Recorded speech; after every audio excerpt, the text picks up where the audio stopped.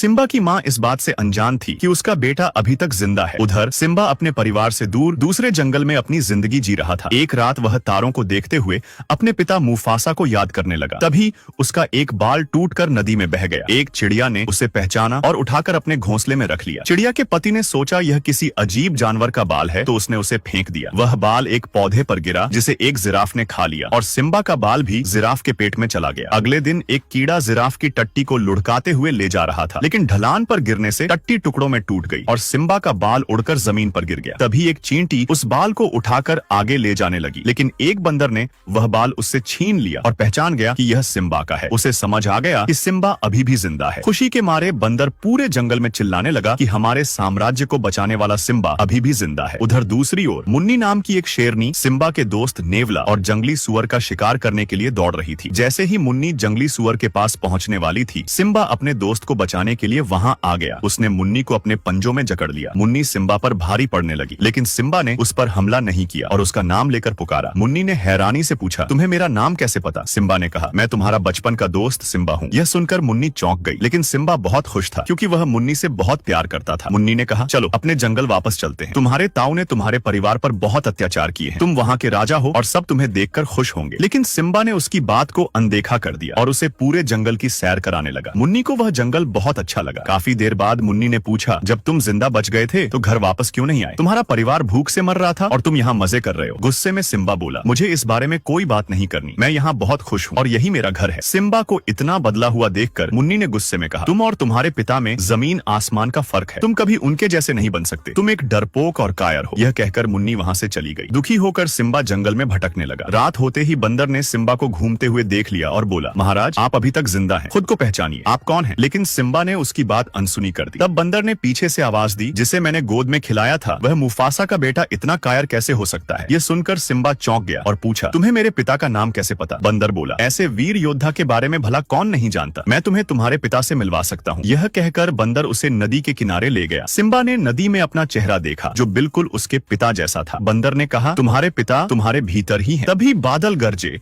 और आसमान से मुफासा की आवाज आई, बेटा मैं मर गया तो क्या हुआ, तुम मेरी परछाई हो। यह सुनकर सिम्बा की आंखों में आंसू आ गए और उसने खुद को अपने पिता जैसा शक्तिशाली महसूस किया। अपने परिवार को ताऊ के अत्याचार से बचाने के लिए सिम्बा जोर से दहाड़ा और तेजी से अपने घर की ओर दौड़ पड़ा। उसके दोस्त जंगली सुअर और नेवला उसे देखकर घबरा गए, लेकिन मुन्नी सिम्बा को आता देखकर बहुत खुश हो गई। दोनों मिलकर अपने घर की ओर निकल पड़े। अब सवाल यह है, क्या सिम्बा अपने ताऊ को मारकर अपने पिता की मौत का बदला ले पाएगा या फिर उसका ताऊ पूरे परिवार के साथ उसे भी मार देगा? ये जानने के लिए वीडियो को लाइक करें, चैनल को सब्सक्राइब करें और कमेंट में नेक्स्ट पार्ट लिखना न भूलें। और फिर वीडियो लाइक करने पर पार्ट 2 मिल जाएगा।